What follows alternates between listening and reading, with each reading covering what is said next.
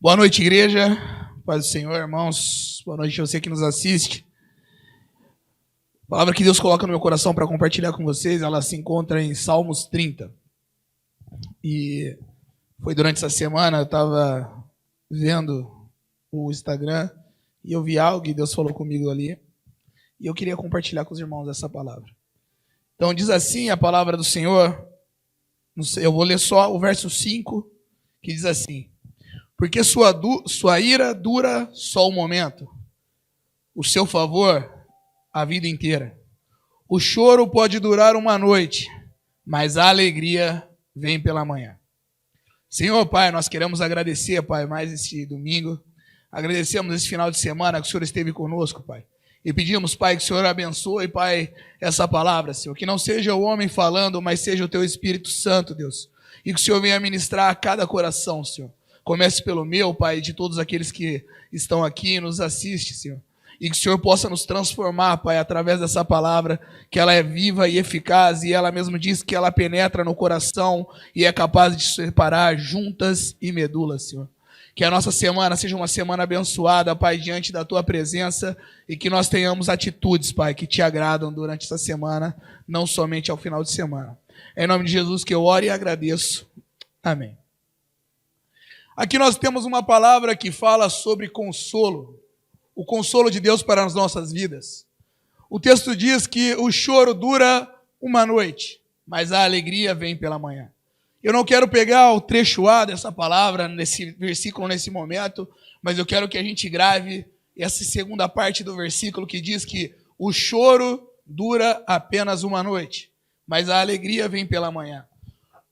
Consolo e conforto da parte de Deus. Nós sabemos que podemos encontrar no Senhor um lugar onde traz paz, um lugar onde nós temos um carinho, um afago da parte do nosso Pai Celestial. E isso é muito, mas extremamente importante para nós cristãos. Nós vivemos épocas difíceis, tempos difíceis, não somente numa crise econômica, não somente numa crise sanitária, onde pessoas passaram por doenças, muitos perderam seus entes queridos, mas nós vivemos um momento onde a depressão, a ansiedade, os problemas que atingem não mais o corpo, mas a mente, ela está em alta. Se você parar para ler um pouco, você vai ver que a doença do século foi a depressão. E continua sendo, e agora ela vem junto com uma crise de ansiedade, onde deixa as pessoas debilitadas, deixa as pessoas sem reação, e essas pessoas que antes tinham os domínios de suas atitudes, hoje, diante de um problema, elas começam a tremer, e aquilo afeta o seu físico. E nós sabemos que nós podemos chegar diante de Deus, e Ele vai nos consolar nesse momento. Essa promessa não é feita somente àqueles que um dia frequentaram uma igreja. Precisamos deixar claro que o consolo de Deus é para todos. Deus, Ele está interessado em trazer conforto, amor, carinho, paz para todos os homens. O sacrifício de Jesus não foi feito apenas para mim e para você. Há uma coisa que também nós precisamos entender, é que não importa o que fizemos no passado. Não importa o que você fez a partir deste momento. Domingo, a partir das 7 horas da noite. Então, tudo que você fez de domingo, dia 1º de maio, antes das 6h59, isso não importa para Deus. Mas Deus, Ele está interessado no que você vai fazer daqui para frente. E como o que você fez daqui de hoje para trás não importa para Deus, nós precisamos saber, nós temos que saber que Deus Ele está de braços abertos para me receber, para te receber e para receber todos aqueles que buscam a sua presença. Hebreus 4,15 diz que nós não temos um sacerdote que não se compadece de nossas fraquezas. Nós temos um sacerdote, alguém que está diante de Deus, que sabe o que é sofrer, que sabe o que é ser tentado, que sabe o que é passar fome, passar necessidade e entende a natureza humana. Ele não cometeu os nossos pecados, mas Ele consegue compreender porque Ele esteve dentro deste corpo que eu tenho, que você tem hoje.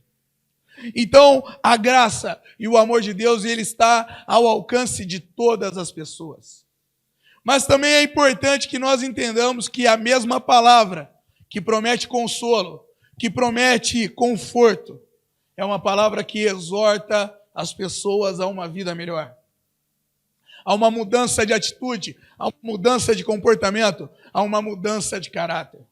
A palavra de Deus, em todos os momentos, ela vai se mostrar ser uma palavra condicional. É uma palavra condicional. E o que significa ser uma palavra, a palavra de Deus ser condicional? Nós precisamos enxergar que a palavra de Deus, ela não traz somente promessas. Nós não podemos escolher, isso aqui eu vou seguir, isso aqui eu não vou seguir. Eu quero obedecer a Deus até este ponto. Mas esse ponto aqui é muito sensível. Ele é muito sensível, então eu decido não obedecer a Deus. Se você fizer isso, o consolo, o conforto que eu falei até agora, ele não chegará à sua vida. E isso não é o César que está falando, mas é a própria palavra do Senhor que diz que aqueles que obedecem a Deus herdarão as suas promessas. O consolo de Deus, ele é liberado mediante as nossas atitudes. Então entenda que Deus é misericordioso. E não sou eu que quero falar que vou querer mostrar para você que Deus não é misericordioso. Mas dentro da teologia, dentro do que se estuda sobre Deus em todos os tempos, existe algo chamado de atributos. E você verá que Deus ele tem diversos atributos. E um desses atributos é a misericórdia de Deus. Além da misericórdia, Deus também tem um atributo que parece que vai de encontro e conflita com a misericórdia, que é a justiça de Deus. Deus ele é um Deus misericordioso. E ele também é um Deus justo, que ama a justiça e que pratica a justiça. E como que nós podemos receber um conforto? Como nós podemos receber o perdão de Deus, um Deus justo? Ou como nós podemos ignorar que Ele é justo e nos prender a mente a um Deus misericordioso, mas que não pune as coisas erradas? E a resposta de Deus, tanto para a misericórdia quanto para a justiça, é Jesus Cristo e o Espírito Santo. Nós, por nós mesmos, jamais conseguiríamos alcançar a salvação. E quando eu falo salvação, não é somente a salvação daquele ponto que você conhece, onde você morre e vai para o céu. Mas eu falo salvação no quesito de você viver uma vida nova. Você ser regenerado, você nascer de novo, como Jesus disse para aquele homem que foi procurá-lo. Um dia Jesus estava sentado e um sábio, que me fugiu o nome agora, um fariseu chegou para ele e falou para ele assim: mestre, mas o que eu preciso fazer? Aí Jesus fala assim: você precisa nascer de novo. Aí ele fala: mas mestre, como eu vou voltar para a barriga da minha mãe? Jesus fala: não, você precisa nascer do Espírito Santo de Deus. Então nós precisamos entender que a resposta, tanto para a misericórdia quanto para a justiça de Deus, é o Espírito Santo, é Jesus Cristo, que uma vez entregou a sua vida em favor de nós quando nós não merecíamos. Então o Espírito de Deus, ele nos capacita a abandonar uma vida de pecado. O Espírito de Deus, Jesus, a misericórdia de Deus manifesta em Jesus na cruz, nos capacita a dizer não para as nossas vontades, a dizer não para os nossos desejos, para aquilo que parece ser mais forte do que você, para aquilo que parece ser mais forte do que eu. O Espírito Santo nos capacita a dizer não e a abandonar todas essas coisas. Eu disse no começo que a palavra de Deus ela é condicional. E eu não quero que você se prenda somente ao que eu falei, mas eu quero que você veja isso na Bíblia. Deuteronômio 28:1, Deus diz assim: se fielmente obedeceres as minhas palavras e os meus mandamentos que hoje te apresento, as bênçãos correrão atrás de vocês. Então nós vemos que Deus ele apresenta para o povo ali uma situação onde ele fala, aqui está a bênção, aqui está a prosperidade, aqui estão as coisas boas que vocês vão herdar nessa terra, mas que fique registrado que isso era para aquele momento. E aqui estão as coisas ruins que vão acontecer a vocês se vocês desobedecerem a minha palavra. E aí Deus fala assim, se fielmente vocês obedecerem, essas coisas vão acontecer. Mas se vocês não obedecerem, vai acontecer as coisas ruins. Um segundo momento, em 2 Crônicas 7,14, Deus vira e fala assim, se é condição, se o meu povo, que se chama pelo meu nome, se humilhar e se arrepender dos seus maus caminhos, eu voltarei o meu rosto a eles e sararei as suas feridas. Deus ele está falando que se. Então, o que significa o se? Você pode fazer ou você pode não fazer. Se você fazer, isso aqui vai acontecer com você. Mas se você escolher não fazer, você continuará sofrendo aquilo que Deus já tinha falado, aquilo que Ele já tinha orientado, já tinha nos avisado. O terceiro exemplo que eu quero deixar com vocês é Mateus 28:20, que Jesus fala assim, vão e façam discípulos, ensinando e pregando tudo aquilo que eu ensinei, e eu estarei com vocês todos os dias. Isso não é um pedido de Deus, mas é uma ordem de Jesus. Jesus diz, vão. E a partir do momento que Jesus fala, vão, se vocês forem, se vocês obedecerem, eu estarei com vocês todos os dias.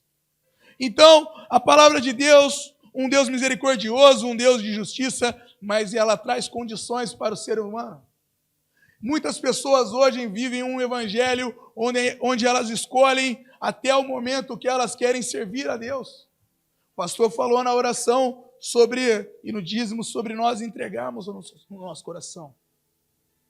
E precisamos entender que a palavra de Deus é sobre isso, entregar o coração. Agora há pouco eu falei que a prosperidade era para aquele momento, porque se você olhar no Novo Testamento, você verá que ele está cheio de promessas, onde diz que nós iremos sofrer, onde diz que nós iremos ser perseguidos, onde diz que nós iremos passar por momentos difíceis. Então, a prosperidade do Velho Testamento, eu quero que você deixe para lá por enquanto. Mas também o Novo Testamento diz que nós também teremos paz no Espírito, veremos coisas grandiosas acontecer, veremos Deus trabalhar na nossa vida igual e além do que foi feito com Jesus. São promessas grandiosas.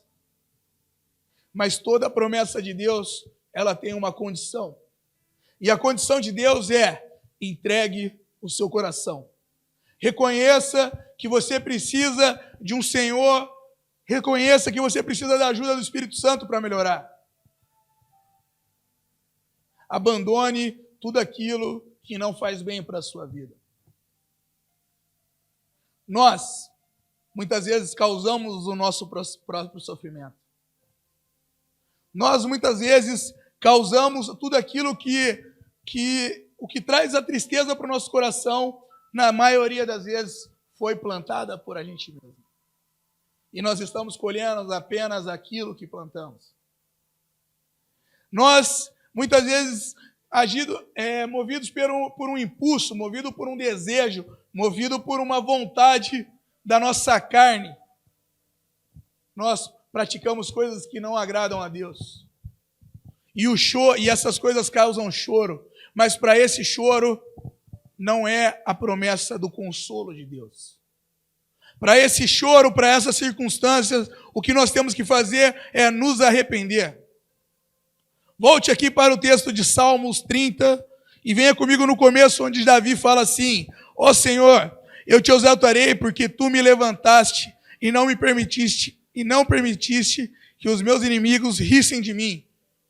O Senhor meu Deus, ó Senhor meu Deus, clamei a ti e tu me curaste. Senhor, tu me tiraste da sepultura, preservaste a minha vida para que eu não descesse a cova. Cantai louvores ao Senhor, vós que sois seus santos, e louvai o seu santo nome. Porque a sua ira dura só um momento, no seu favor está a vida. O choro dura uma noite, mas a alegria vem pela manhã. Nós vemos aqui um homem que pecou contra Deus. Um homem que, movido pelas suas vontades, movido pelos seus desejos, pecou contra Deus. Davi, ele tinha tudo o que ele queria naquele momento, e um dia ele deixou de cumprir uma coisa simples, que era ir para a guerra com o seu povo. E de uma coisa simples, a sua desobediência se tornou um pecado ainda maior, porque ele cobiçou a mulher de um outro homem. E de um pecado maior, isso virou algo maior ainda, e ele causou a morte daquele homem para ficar com aquela mulher. Pecados que desagradam a Deus. Todos os pecados desagradam a Deus. E não são pecados que nós não podemos falar assim, eu não sabia disso, nunca fui avisado. Deus, na sua palavra, ele traz vários e vários momentos do que não devemos fazer. Davi, ele engravida aquela mulher, e o seu filho nasce com problema e já está prestes a morrer. Davi fica 3 dias em jejum, sem comer, sem tomar banho, com o rosto no chão, pedindo pela misericórdia de Deus. E seus servos vêm para avisar que a criança morreu. Davi se levanta, toma banho, e todo mundo se surpreende, porque achou que ele estaria revoltado. E ele fala assim, enquanto Deus podia ter misericórdia, eu estive ali. Mas agora Deus já tomou a sua decisão, e não me resta nada a não ser voltar à minha vida normal e adorar ao Senhor. Davi se arrepende, Davi reconhece a justiça de Deus, Davi reconhece os seus erros, e ali Davi muda seu caminho. Um pouco antes dessa história da morte da criança, um profeta Natan chega a Davi e fala, um homem fez isso, isso, isso. O que esse homem deve fazer? Davi fala, morrer. Natan fala, esse homem é você. E Davi enxerga o seu erro e se arrepende. E nesse momento começa o arrependimento e vem essa história.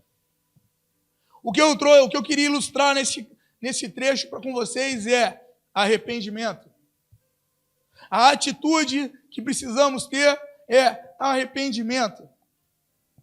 Nós precisamos aprender a nos arrepender, nós precisamos buscar no Senhor arrependimento dos nossos erros. Se essa palavra tivesse um título, seria atitude. A atitude que Deus espera de nós. E essa atitude se chama arrependimento. O arrependimento, ele não consiste em você chorar. O arrependimento, ele não consiste em você passar alguns dias de luto. Mas o arrependimento, ele consiste em você abandonar aquilo que não agrada a Deus. Uma vez, João Batista estava pregando no rio para batizar as pessoas, e chega alguns fariseus, e aí João Batista fala assim, quem trouxe vocês aqui? Qual é a ideia de vocês virem aqui? E aí as pessoas viram para ele meio assustado, e João dá a palavra-chave e fala assim, deem frutos de arrependimento. Nós não devemos apenas vir à igreja. O que Deus espera de nós não é que nós tiramos um tempinho ao sábado, ou um tempinho ao domingo, ou um tempinho à segunda-feira, e venha somente à igreja. E eu não estou falando que você não deve vir, mas isso não é suficiente. Deus não deseja que você pegue um pouco do seu dinheiro e compre uma cesta básica e entregue para alguém. Deus não deseja que você pegue muito do seu dinheiro e faça algo apenas. Não é isso que vai mudar a sua situação diante de Deus. Mas Deus deseja que todas essas atitudes sejam vinculadas a um arrependimento, a uma mudança de vida. Então, para concluir, eu queria que você pensasse, o que tem causado o seu choro? O que tem causado o seu sofrimento? Se o seu sofrimento tem sido causado por uma desobediência, por uma vontade, um desejo, algo que não agrade a Deus, não viva somente das meias promessas de Deus. Eu quero fazer um convite a você. Eu quero te convidar a viver da plenitude da promessa de Deus. Eu quero te convidar a ter um encontro verdadeiro com Deus, um Deus que promove mudança em nossas vidas, um Deus que faz com que nós nasçamos de novo. Você pode falar assim, mas eu já tive esse encontro, mas eu também já tive. E eu descobri que nós precisamos ter esse encontro uma vez na vida e buscar esse encontro todos os dias de nossas vidas. Martinho Lutero um dia disse assim que ele achou que o velho homem tinha morrido afogado nas águas do batismo. Mas com o passar do tempo ele descobriu que aquele homem sabia nadar. Não adianta nós entregarmos nossa vida para Deus uma vez e achar que ali tudo foi resolvido. Nós precisamos buscar esse arrependimento todos os dias. Precisamos buscar a presença de Deus e esse encontro todos os dias, para que possamos vencer a nossa natureza. Hoje de manhã eu li uma frase que diz que assim, você não é o que você diz, você é o que você faz. Eu quero só acrescentar uma coisa nessa frase. Você não é o que você diz e nem o que você acha que você é. Você é aquilo que você faz. Nós somos. Eu, César, não sou aquilo que você está vendo talvez aqui dentro, aqui em cima, ou aquilo que eu falo ser.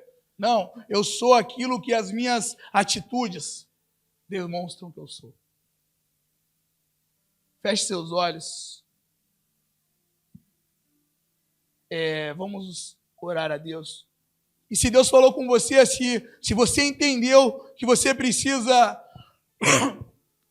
desse encontro novamente, ou que você precisa tomar uma atitude diferente na sua vida, que você fale isso para Deus. Aquele sacerdote que nós lemos em Hebreus 14:15, que se compadece, é o mesmo Deus misericordioso que está falando conosco nessa noite. É um Deus misericordioso, é um Deus de justiça, é um Deus que traz a justiça e faz a justiça e que pune as coisas erradas que fazemos. Mas é um Deus também que está disposto a pegar tudo aquilo que nós fizemos de errado e colocar no mar de esquecimento e falar assim, daqui para frente, vamos começar uma nova vida. Você vai colher o que você plantou, sim, mas o que você colher vai ser fruto para a sua vida, vai ser próspero para a sua vida. Eu gosto muito da vida de Paulo, onde você vê um homem que por muito tempo perseguiu a igreja, um homem que por muito tempo blasfemou contra Deus, um homem que por muito tempo foi responsável por mortes. E um dia ele se encontra com Jesus e Jesus fala assim, a partir de hoje você vai ver o quão grande é o sofrimento pelo meu nome. E Paulo, ele não se entristece por aquele sofrimento, mas ele se alegra por isso. Porque todo aquele sofrimento gerou experiências com Deus, gerou coisas que nenhum homem viveu até hoje. Esse mesmo homem que sofre é um homem que é arrebatado aos céus. É um homem que escreve muito mais ou praticamente a metade de todo o Novo Testamento. E é esse Deus que está aqui diante de nós hoje. E Ele está disposto a ouvir as suas palavras de adoração, o seu arrependimento, e Ele quer nos ajudar a mudar de vida. Senhor, Pai, nós queremos te agradecer por mais este culto, Pai. Queremos te agradecer por a sua palavra, Deus. Senhor, sabemos, Pai, que o Senhor é um Deus de justiça, mas sabemos que o Senhor também é um Deus de misericórdia, Pai. E sabemos que o Senhor deixou ao nosso alcance o teu Espírito Santo, Senhor. Senhor, venha nos visitar, Pai, essa noite, Pai. Visite aqueles que nos assistem em suas casas, Senhor. E que eles possam estar sentindo o teu toque agora, Pai. Um toque, Pai, que revigora, Senhor. Um toque que conforta, Pai. Um toque que consola, Pai. Mas também um toque que traz mudança de vida, Deus. Mude nossas vidas, Pai. E nos ajude, Pai, a manter, Pai, e seguir em novidades de vida, Pai. E seguir em mudança, Senhor. Sabemos, Pai, que o que aconteceu até agora, Pai, fica para trás, mas que nós temos que viver olhando para o alvo, que é o Senhor, Deus. Para aqueles que já conhecem o Senhor, Pai, que o Senhor fortaleça, Pai. Pois os tempos são difíceis, Senhor. Somos atacados e assediados por todos os lados, Senhor. Que o Senhor nos ajude a guardar o nosso coração. Que o Senhor nos ajude a buscar a Tua palavra, Senhor. Que o Senhor nos ajude a buscar o Senhor em oração, Pai. Que o Senhor nos ajude, Pai, a guardar, Pai, o nosso coração, Senhor. E para aqueles que estão começando, Pai, que estão te conhecendo hoje, Senhor, que o Senhor venha se manifestar, Pai, que o Senhor venha ensinar, Pai, que o Senhor venha prover mais e mais do Teu Espírito Santo sobre essas vidas, Senhor. Senhor, é em nome de Jesus que eu te peço, Pai, te agradeço, Deus. E peço que o Senhor esteja conosco durante essa semana e que o Senhor venha nos encher da Tua presença, Senhor.